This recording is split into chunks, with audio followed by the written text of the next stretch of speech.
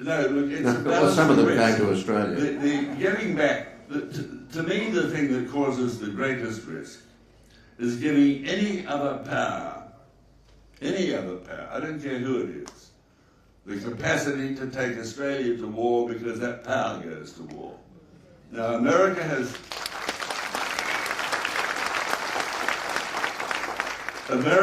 committed itself to Japan. Japan, I believe, is an assertive and dangerous power. I really do. And what do you base that on? The attitude of the Japanese government. Do you think that reflects the people? To go to the shrine. The way they write the wartime atrocities out of their school books. So the people in Japan and in Japanese schools are not taught about the rape of Nanking, where 300,000 people were killed in one city. Chinese school children are taught about these things, and they know. And so when Japan does something provocative, Chinese youngsters tend to take to the streets. Our newspapers wrote this up when it happened. Again, it was over these islands. They say, the government is wrong to stir up this sort of trouble. Well, the Chinese knowledge of Japanese history is so great, history in Asia, that it doesn't take the government to stir people up. They get stirred up. China and Japan are not today talking to each other. So what I'm saying is that the most likely flashpoint is a Japan-Chinese problem that draws in America, that draws in Australia. Now, Hugh White has also written that that is the most likely point of danger. And, but are you saying that you believe the Japanese government reflects broadly the views of the Japanese people on this? Do you think the Japanese people are not to be trusted? And in your mind, are you going back to the Second World War and the prelude to the Second World War? Well, could I ask you, do you think today's government broadly represents the majority of people in this room, for example?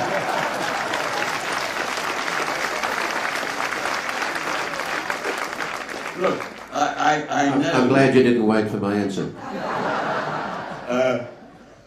I know there are a huge number, and probably a majority, because Abe was originally going to go for a constitutional change. But then he just said, no, we won't do that. The Poles were against it. So he said, we'll reinterpret it so we can do what we want to anyway. Now, what are we going to do to a government that suddenly says, we're just going to reinterpret our constitution, we're not going to have a constitutional amendment? We would think that that is slightly outside the law, and we'd try and take the government to the High Court or whatever, and we'd be rather annoyed. Now, it's happened in Japan, the government has got away with it. The press here don't question it. All right, they've reinterpreted their constitution, they're entitled to behave like other nations. Well, like other nations, Japan's always been slightly different. You're suggesting a fundamental mistrust of Japanese culture, Japanese history. Of the actions of the particular Japanese government in its relations with China, yes. There are very few bipartisan platforms, I think, left in Australian politics, but the ANZUS alliance is one of them. Even if everything you say makes sense, I just can't imagine leaders from either side here having the courage to even hint at taking the first step, because they'd be slaughtered at the polls. Well, 2 points to say. First, we need to say what ANZUS is. ANZUS is a commitment to consult. That's categoric, absolute. Any military support that we might think comes our way would need a resolution through the United States Congress before it could happen. And in any case, any provision of military support takes a secondary and later consideration. There is no automatic follow-on. The only commitment is a commitment to consult. And the treaty is geographically limited to the forces or territory of America and Australia, and it was originally New Zealand, in the Pacific Theatre. So no war in which we have supported the Americans was covered by ANZUS. ANZUS has been expanded to almost have a global reach, which is an absolute nonsense. It doesn't. I've got no problem with ANZUS as it was written, but I suspect that if we told the Americans, I'm sorry mate, you've got to move that task force out, and because it's more complex and difficult, we'll give you 5 years to shift the facilities at Pine Gap, but we're going to take the Australians out of it right now so that other people in our part of the world will know we're not trying to kill their citizens with drones. But the minute you... Well, let's confine the immediate challenge facing an Australian Prime Minister who wants to step back from the American alliance. Just put that proposition. Can you imagine any leader in today's political world in Australia having, whatever term you want to put to it, the resolve, the fortitude to actually take that step, knowing what the other side of politics would do to them, and knowing that ultimately that would almost certainly lead to their heavy defeat at an election?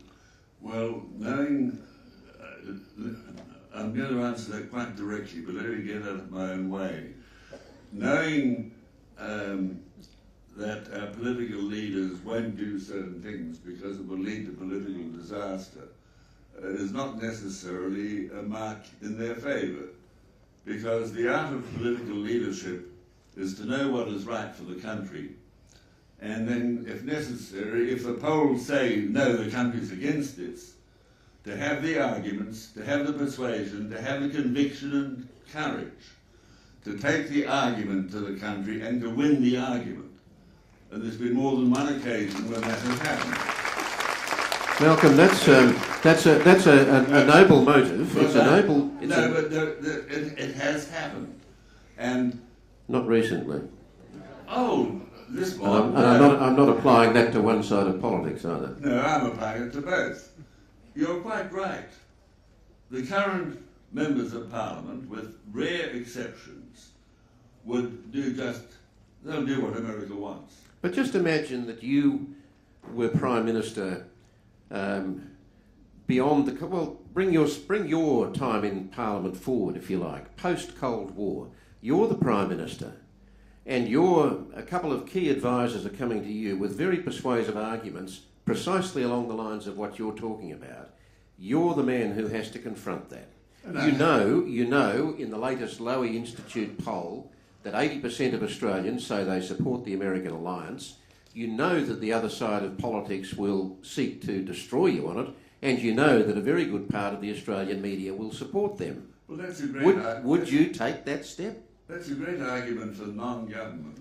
In 1991 and 1992... I'm just testing your... No, I would most certainly take that step, because I would say the Cold War is over. The threat to Australia is over. Aggressive communism no longer exists. It's dead. And we can make up our own minds about what is right for Australia, what is right for Australia's region, and the way we handle the future. Indeed, in the 1990s, I was enormously disappointed when we did not exhibit a greater degree of independence, the Cold War being over. But no, it was then that the new weapon systems with new communications technologies started to be developed and used, and that was used to tie us more closely into the Americans. And then I suppose if there was any single thing that sponsored me to try and write a book about it, it was the knowledge that there was going to be a task force established in Darwin, and I saw that as being the final straw that would take away Australia's sovereignty, a total abdication of our capacity to say whether or not this nation was going to go to war. If the war is in the Pacific, if it is against China, a Prime Minister could jump up and down on this platform and any other and say we're not part of it, and the Chinese, if they said anything, would say, sorry, we just do not believe you, you've got those facilities, you've housed these things. An Australian Major General is second in charge of 60,000 American troops in the Western Pacific. You are complicit. You've contributed to their aggressive plans throughout the entire area.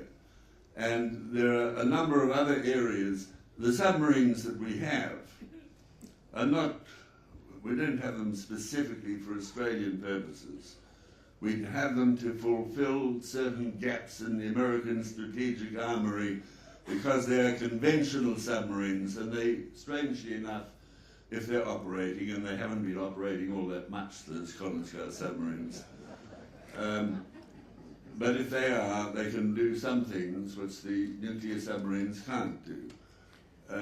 And so, sorry, just coming back to the point, going into this brave future where we detach ourselves from the Americans and we're an independent nation within our region, as India keeps growing in every way, as China keeps growing in every way, as Japan continues to operate as a strong nation, and prosperous nation relatively, as Indonesia grows increasingly powerful, you could say to the Australian people, trust me on this, we'll be respected for our independence, we will not be vulnerable.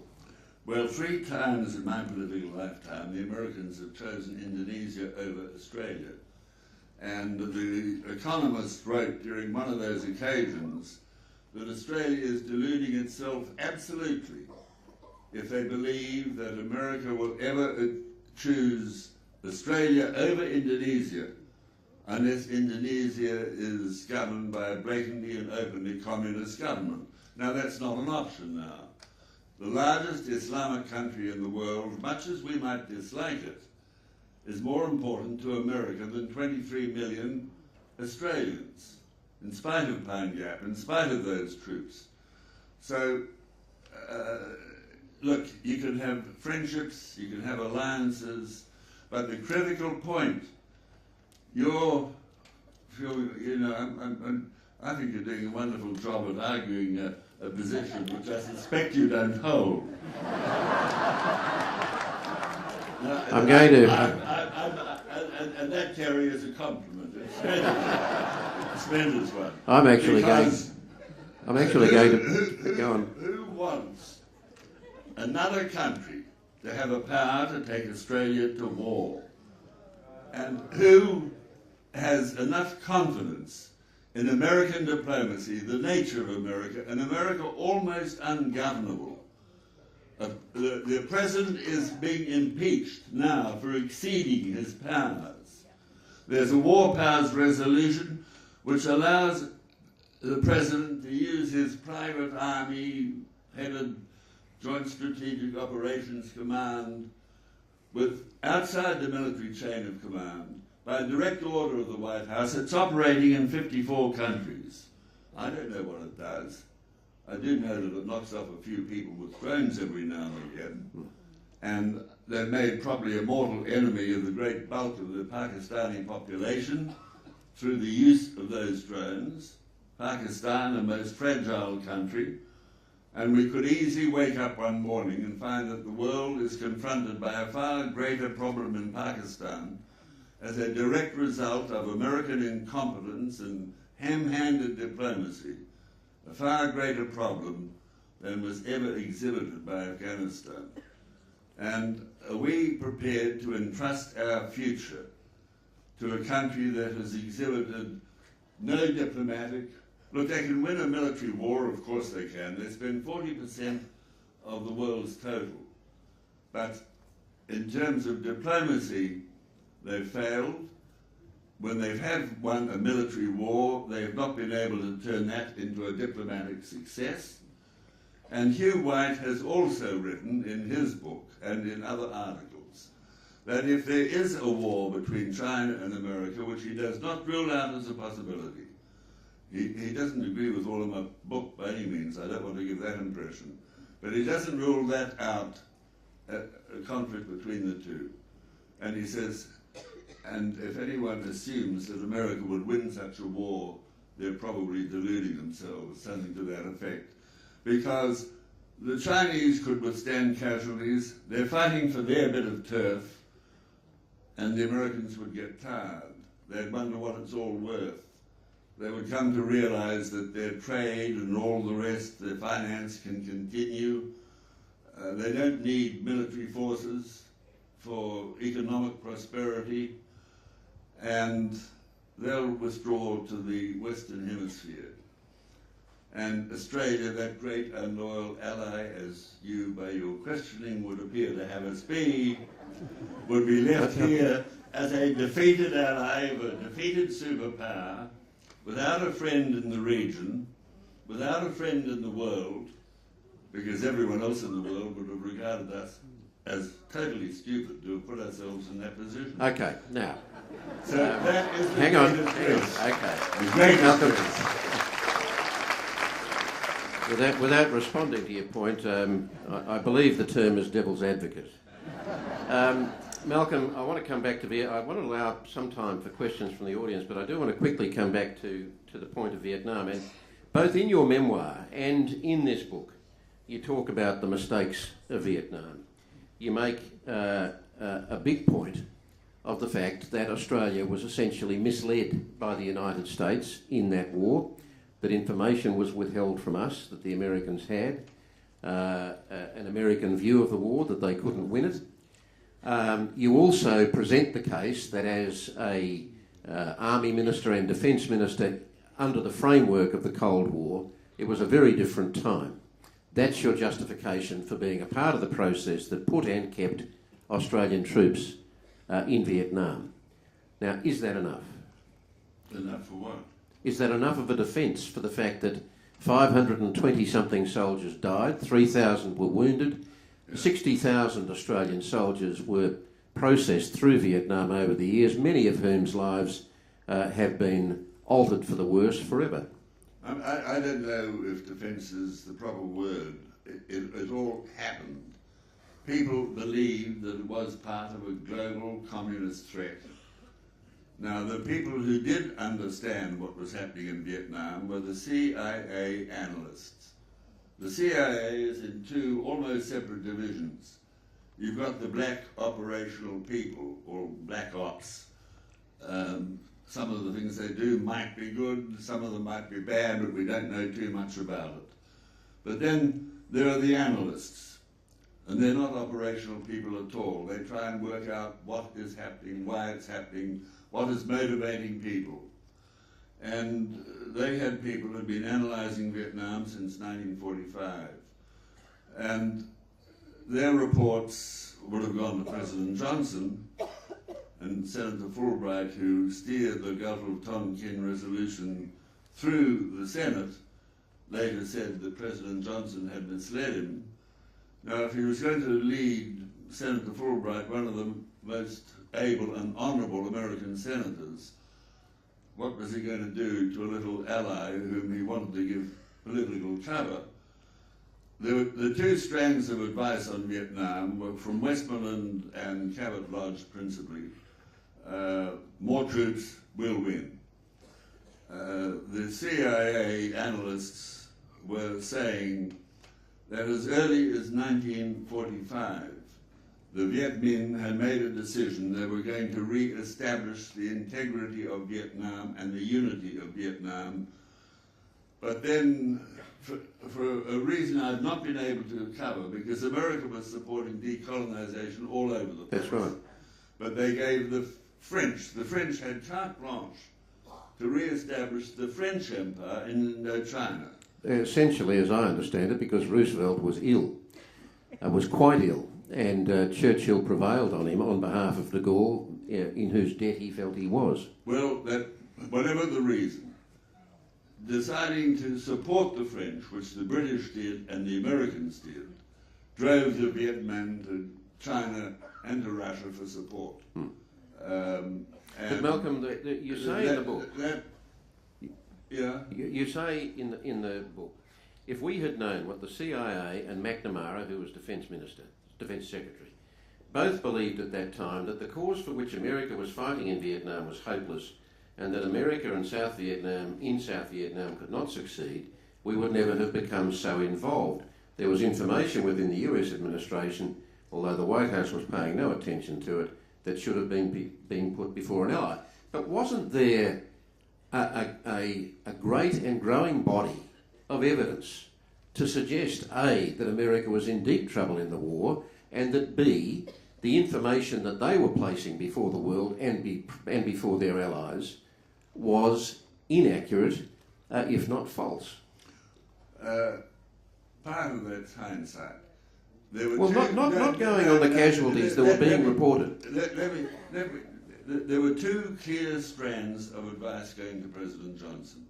We got one of those strands, and that was the strand that Johnson acted on and believed.